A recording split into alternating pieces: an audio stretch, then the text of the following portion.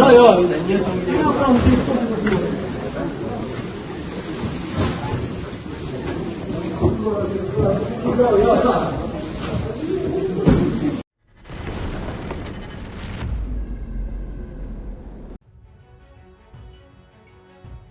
HIMARS strike with cluster munitions hit a gathering of Russian motorcyclists in the Zaporizhzhia region.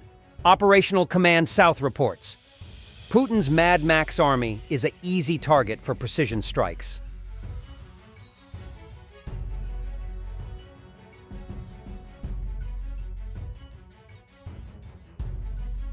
Footage shows North Korean soldiers already being equipped with Russian gear, and this is recorded less than 72 hours ago. This is the Sergeyevsky training ground in Russia's Far East.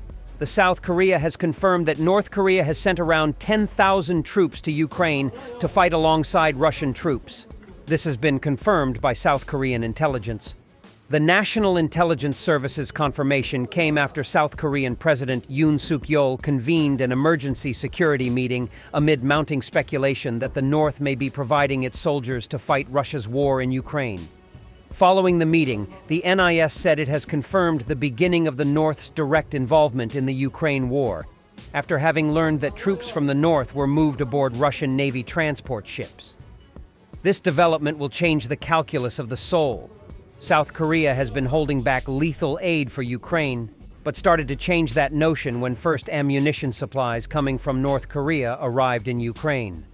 This, however, is a completely different quality, even when the combat value of the North Korean troops might be questionable.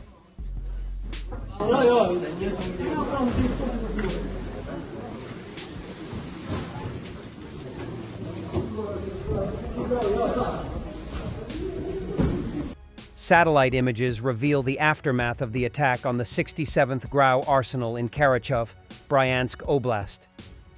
2 storage facilities have been confirmed destroyed. Fresh satellite images have emerged, showing the aftermath of the destruction of Russian ammunition depots.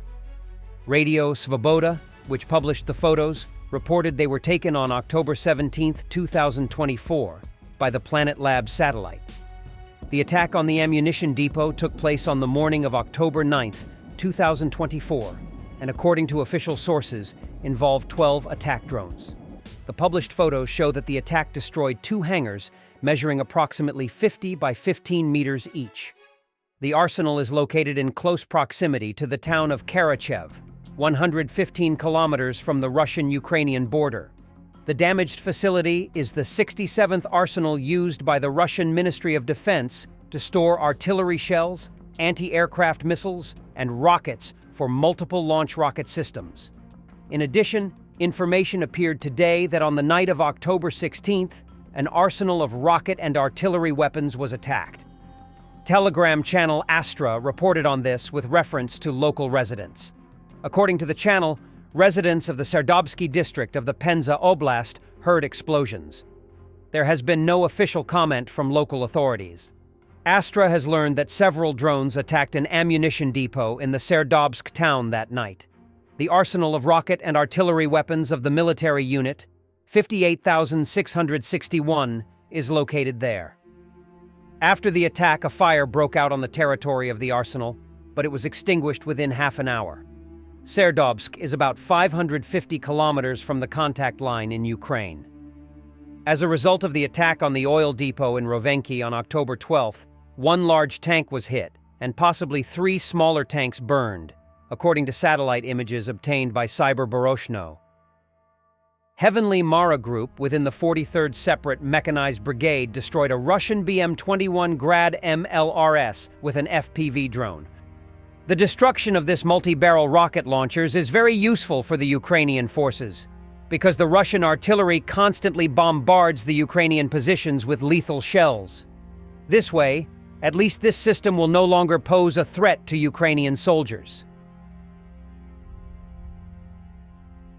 Russian serviceman films as Ukrainian drones attack his tank that drove over a mine. The crew had to quickly flee the scene.